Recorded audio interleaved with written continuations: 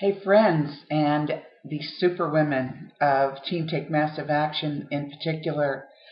We had a call today from Melissa. She was our guest speaker on our daily power call, and Melissa asked us to complete an assignment, and that was to share our dreams and to revisit perhaps dreams that we once had. She shared with us her story, and I'm not going to repeat that here because you can go listen to it on the replay, but I have a few moments I want to share my story with you.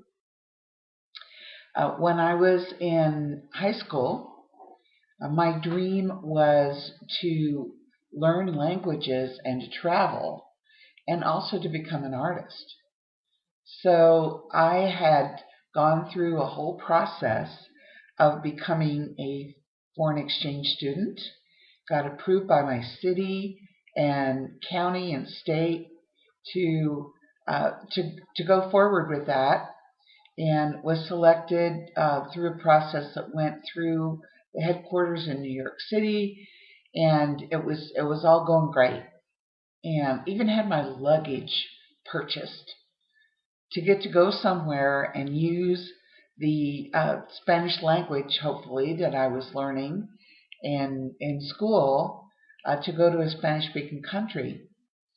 And as it turned out, that particular year was like the third year in a row that the AFS group, American Field Service, I don't remember what it stood for now, selected students to come to our city, but didn't select our students to get to go anywhere.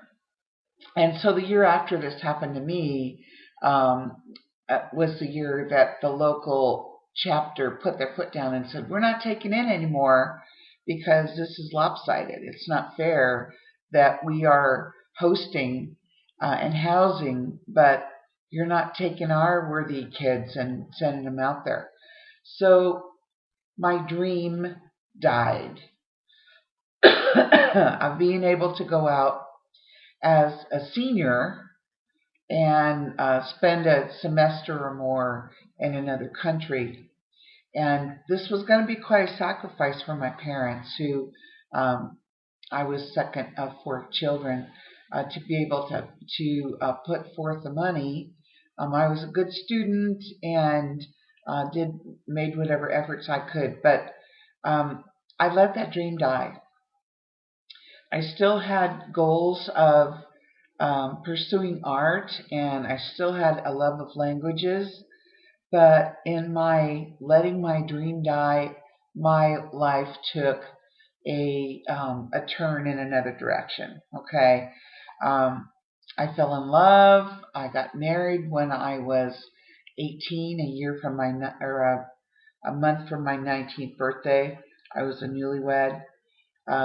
Went off to college as a freshman to San Diego State. I was living in North San Diego County at that time, and most of my friends were going to the local junior college, but my husband at the time was working in San Diego, so we moved there, and I started taking a French 1 class along with my Spanish 10 conversation class. I aced my Spanish, I aced my French.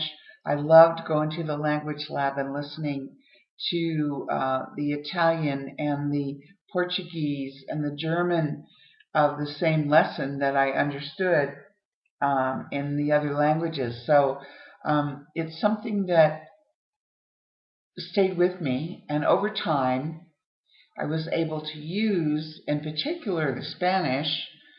Years later, when I got divorced, I was a single parent with a 1-year-old and 3-year-old, and went to work at a bank.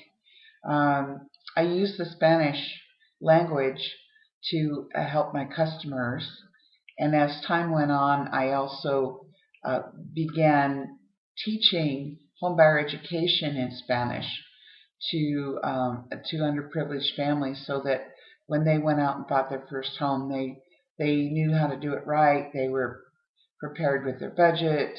They knew how to get the inspections done right and to get the right kind of lending and so forth that was not predatory. And so I have a proud history of being able to help people.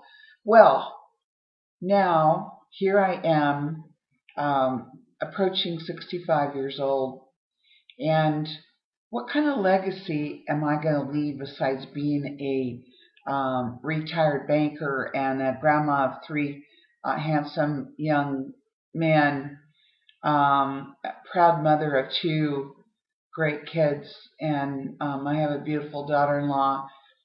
You know, besides my family and the love of my life, who I met when we were in our 40s, I would like to do more. And I would like to use the abilities that I have to help other people. So with the tools that are in front of me now, with the social media networking platform that Empower Network has, this is going to be my avenue to help other people, particularly Spanish-speaking people, to grow and build their lives as our company grows and builds in many countries where the Spanish language is the first language. And also for folks that are in my area that Spanish was their native tongue. So that's my dream, and it is bigger than I am. It's kind of scary to say that this is where I want to go. I don't know how I'm going to get there.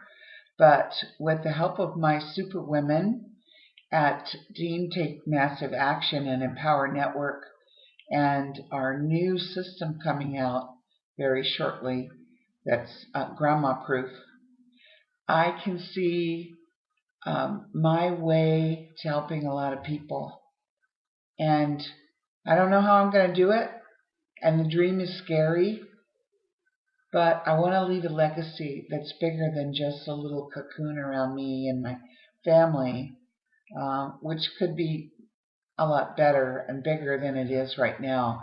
But I'm thinking bigger, and I'm thinking more globally, because the bigger the dream, the bigger the challenge, the bigger the goal, the harder that I will work for it, and the more I will strive for it when times get tough, and I'll be challenged along the way. So that's it for now. Eileen Fuller. Thank you, Belissa, for your challenge today. And for my super women, I love you, and I believe in all of you, and I believe in myself. I deserve my goals, and you deserve yours also. And let's go for it, ladies.